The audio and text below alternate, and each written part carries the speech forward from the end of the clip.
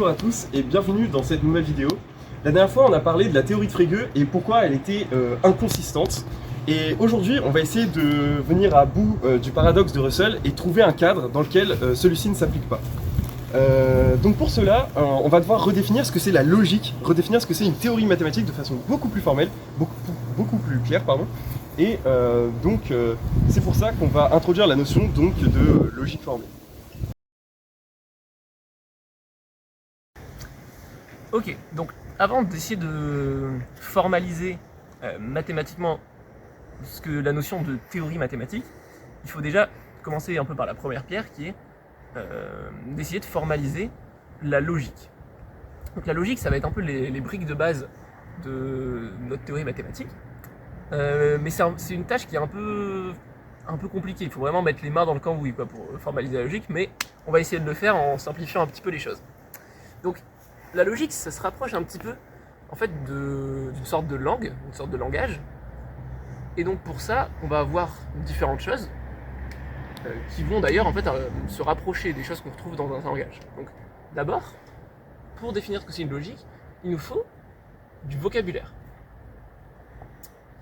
Alors, un exemple qu'on peut prendre de logique pour illustrer, c'est la logique élémentaire, la logique propositionnelle. Donc dans ce cas-là, notre vocabulaire, c'est nos propositions. Donc souvent, on va les noter P, Q, etc. Dans ce vocabulaire, on a aussi différentes choses, notamment le et, le ou, le non, implique, en fait ça peut s'écrire avec les autres symboles, mais voilà. On a aussi donc des constantes.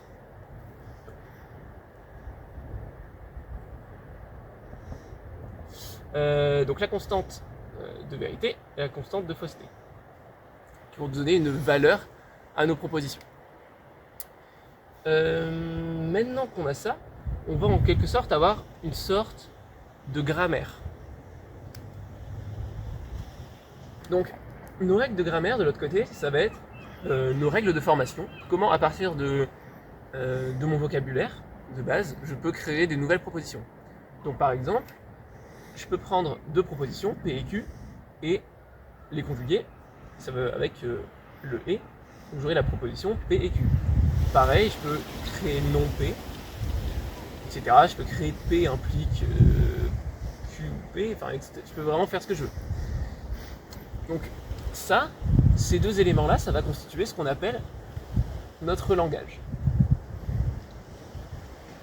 Donc on voit bien que déjà les mots qui ont été choisis pour désigner en fait la logique se rapprochent fortement de ceux, par exemple la langue française, ce genre de choses. Mais le tout, ce n'est pas d'avoir juste le langage dans lequel on peut écrire la logique. Il nous faut aussi des règles pour comprendre ce qu'on écrit, ce que ça signifie et ce qu'on a le droit de faire ou pas. Par exemple, on peut très bien en français écrire une phrase qui est grammaticalement et syntaxiquement parlant correcte, mais qui n'a aucun sens en vrai, en pratique. Donc ici, on va devoir établir des règles afin d'avoir une logique cohérente et qui fonctionne bien pour nos théories mathématiques. Donc pour cela, à part le langage, il nous faut deux notions supplémentaires. La première, c'est la notion d'axiome, on en a déjà parlé. Et qu'est-ce que c'est donc, quels sont nos actions, entre guillemets? Eh bien, en fait, ici, grâce à la grammaire, on peut faire donc des phrases. Et c'est ce qu'on appelle propositions, voire même des formules. Et donc, les actions, c'est exactement une liste de formules. C'est une liste, liste de formules. Ici, c'est des formules. C'est juste vraiment, on prend des formules qu'on peut écrire dans notre langage et on dit ça, c'est des actions. C'est celles qu'on donne là, ce sont des actions. En dernier, du coup, à part les axiomes et le langage, il nous faut ce qu'on appelle des règles d'inférence.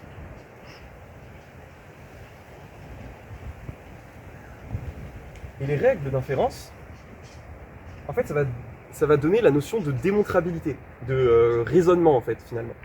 C'est-à-dire que à partir des axiomes, on va expliquer comment on peut en déduire des choses, des théorèmes. Et c'est là donc que les règles d'inférence vont servir. Un exemple, c'est le modus ponens. Le modus ponens, qu'est-ce qu'il nous dit? Il nous dit que si j'ai une proposition P qui est démontrable, ce qu'on va noter ainsi. P, ça veut dire qu'à partir de notre théorie logique, à partir de notre logique, on peut démontrer P. Si on peut démontrer P, et si on peut démontrer que P implique Q, alors, eh bien en fait, on peut démontrer Q. Et donc voilà, on a plusieurs règles comme ça qui sont des règles de raisonnement qu'on appelle règles d'inférence. Et tout cet ensemble-là, de langage, d'axiomes et de règles d'inférence, c'est ça qu'on appelle une logique. Et donc maintenant qu'on a vu ce que c'était une logique, on va voir des propriétés importantes que peuvent avoir ou non une logique. Donc on considère L une logique, donc je rappelle, donc L c'est un ensemble, c'est un langage muni d'axiomes, muni de règles d'inférence. Et donc pour dire que une certaine proposition P est démontrable dans la logique L, on va le noter démontrable, mais depuis L. Ça va se noter comme ceci, P est démontrable dans L. Voilà, je le mets juste ici. Qu'est-ce que c'est la consistance? Qu'est-ce que ça veut dire que L est consistante? Eh bien, dire qu'une logique est consistante, ça signifie qu'il existe une proposition. Alors, on n'a pas le droit d'utiliser de quantificateur forcément, parce qu'on n'a pas forcément défini de quantificateur dans notre logique et on n'a pas forcément dit qu'on avait le droit de les appliquer aux propositions. Donc, par contre, il faut bien remarquer une chose, c'est que je peux quand même écrire en français. Il existe P tel que, donc P est une formule qu'on peut écrire dans le langage L, tel que L ne démontre pas P. Alors, ici il faut bien remarquer, je l'ai bien écrit dans un langage naturel et pas mathématique ni logique.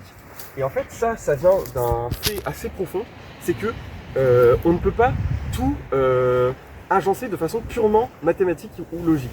C'est-à-dire que pour faire des mathématiques, on a besoin de la logique. Et on peut décrire la logique avec ce genre de considération et avec des symboles précis, avec un langage précis, etc.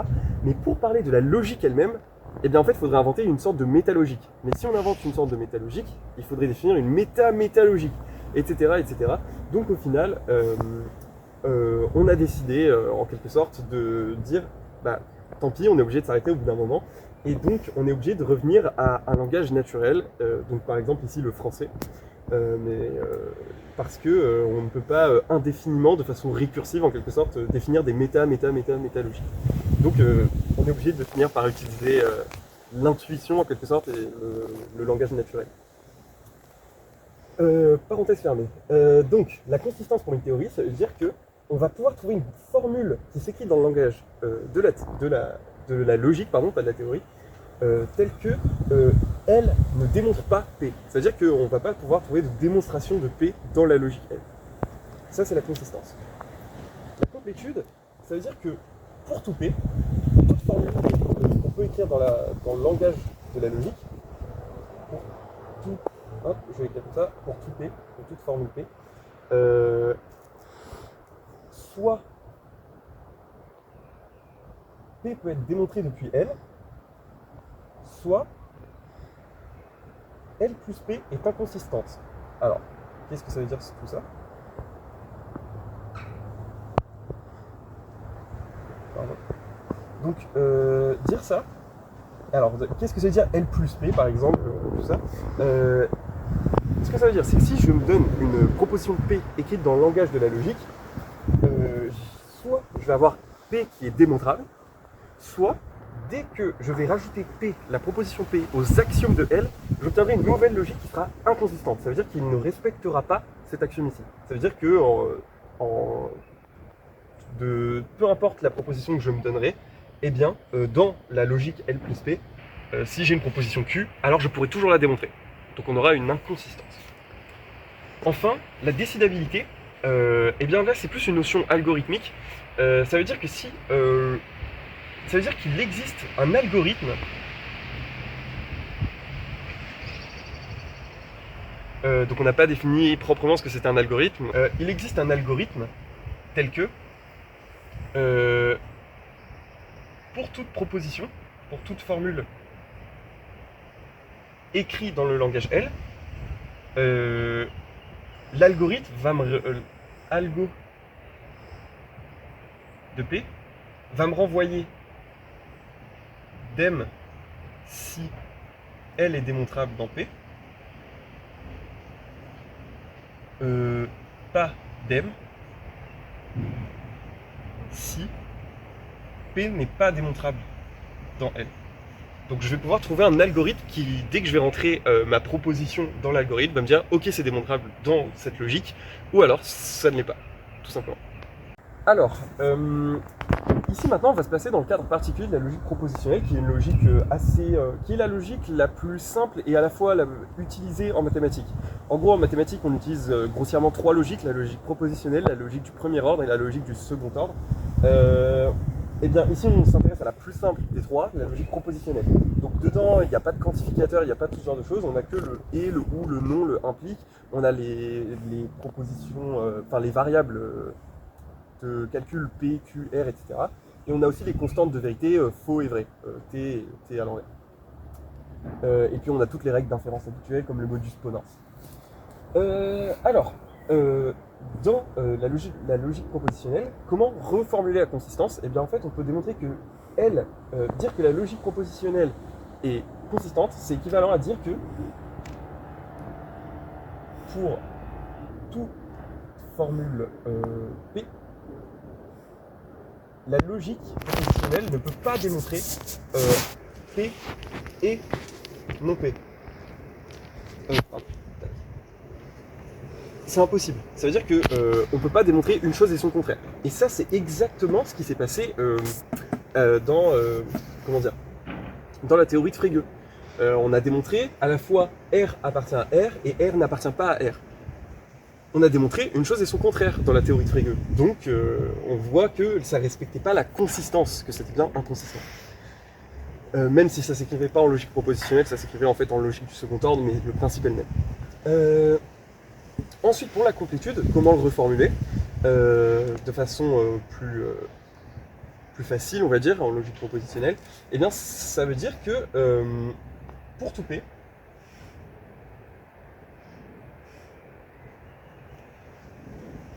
eh bien, j'ai j'ai P qui est démontrable dans L, ou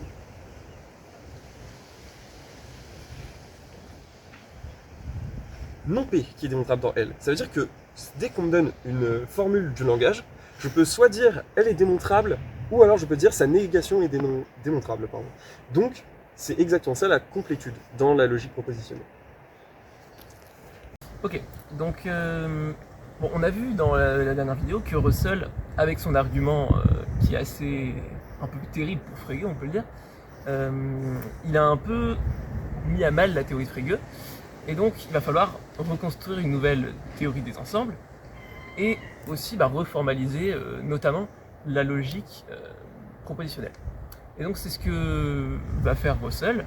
Il va essayer d'avoir vraiment un socle robuste, on pourrait même dire tough si vraiment on est anglophone. Donc pour ça, il va écrire, avec l'aide de M. Whitehead, les Principia, qui sont vraiment un énorme ouvrage, et dedans, ce qui est intéressant, c'est qu'il va nous donner une preuve vraiment mathématique de la consistance de la logique propositionnelle. Donc ça, on va s'y intéresser, parce que c'est vrai que ça paraît un peu abstrait. Comment on pourrait démontrer la consistance de quelque chose? C'est vraiment très inhabituel. Mais on va voir que ça se fait. Donc pour ça, on va suivre plusieurs étapes. Bon, il y a quelques petites choses, on va pas rentrer dans vraiment tous les détails, parce que bon, l'ouvrage il fait je sais pas combien de pages, il a pris toute la vie de Russell pour l'écrire. Donc déjà, la première idée, c'est de se rendre compte qu'en logique propositionnelle, tous les axiomes sont des tautologies. C'est-à-dire des formules en fait qui ont toujours une valeur de vérité vraie. Et en fait, on va se rendre compte que être une tautologie, qui est en fait une propriété sur les propositions, est héréditaire. Donc ça veut dire que si mes axiomes c'est des tautologies, tout ce qui en découle, quand je vais utiliser mes règles d'inférence, etc., tout ce qui va en découler va encore être une tautologie. Et donc ça veut dire quoi? Ça veut dire qu'en fait, tous les théorèmes, c'est-à-dire toutes les choses qui peuvent être prouvées à partir des axiomes, vont forcément être des tautologies. Donc voilà, donc, être tautologie, ça c'est héréditaire. Donc ça se transmet en fait. Mais maintenant, ce qu'on va faire, c'est qu'on va exhiber une proposition qui n'est pas une tautologie. Et donc forcément, elle ne pourra pas découler des axiomes. Ça ne pourra pas être un théorème, ça ne pourra pas être démontré dans cette logique. Et un bon exemple, ça serait quoi? Ça serait de prendre la proposition P ou Q. Et en fait, on va se rendre compte que P ou Q, c'est pas une tautologie. Si mes deux membres P et Q ont une valeur de vérité fausse, c'est faux. Donc c'est pas tout le temps vrai. Donc là, ça nous montre qu'en fait, à partir de mes axiomes de la logique propositionnelle, je ne peux pas en déduire P ou Q. Alors ça, c'est intéressant, pourquoi? Donc, on a vu en fait que lorsqu'on est inconsistant, c'est-à-dire que lorsqu'on peut prouver P et non Q, P et non P, pardon, en fait on peut tout en déduire. Si j'admets, si 0 égale 1, à partir de ça, je peux prouver tout et n'importe quoi. Donc, l'inconsistance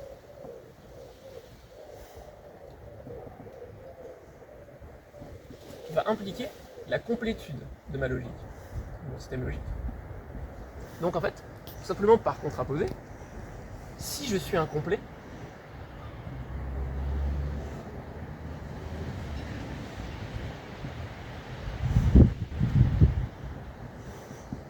je suis consistant, tout simplement. Et qu'est-ce que ça voudrait dire être incomplet? Ça veut tout simplement dire qu'on a une proposition qu'on ne peut pas démontrer à partir des axiomes. Et là, c'est du tout cuit, on l'a exhibé, P ou Q. Donc, on a montré que la logique propositionnelle était incomplète, donc consistante. C'est QL. Alors, maintenant qu'on s'est intéressé à ce que c'était une logique, on va se placer dans une logique, L, et on va définir ce que c'est une théorie à l'intérieur d'une logique. Donc, puisqu'une théorie, ça se définit toujours à l'intérieur d'une logique. Une théorie, c'est quoi? C'est, tout d'abord, un ensemble de caractères. Alors, donc des caractères supplémentaires à ceux qu'on avait déjà dans la logique.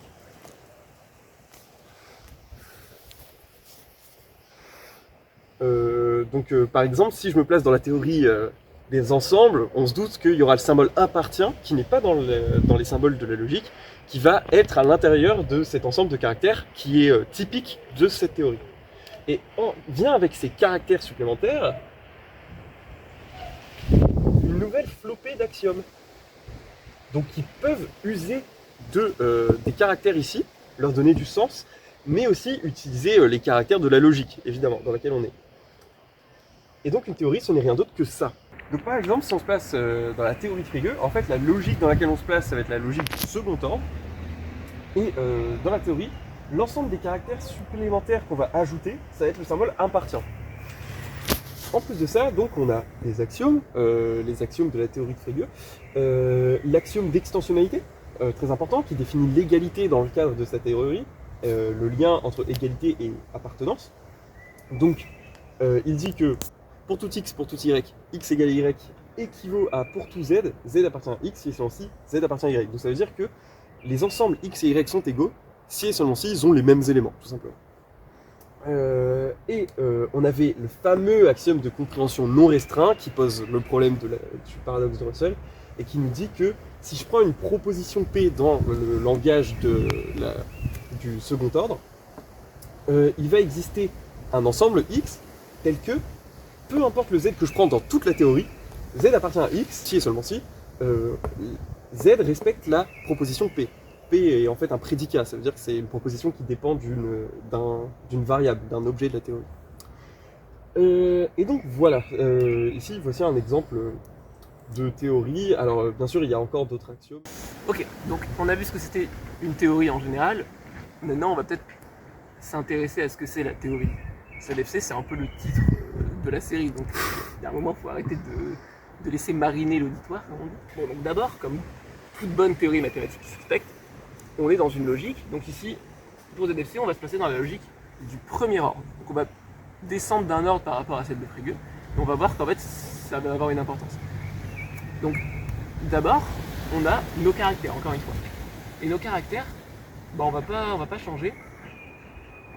On va garder donc, les caractères de la logique du premier ordre, enfin le vocabulaire, mais on va rajouter le symbole appartient, sachant que pour l'instant, il n'a pas encore le sens intuitif et habituel qu'on lui donne.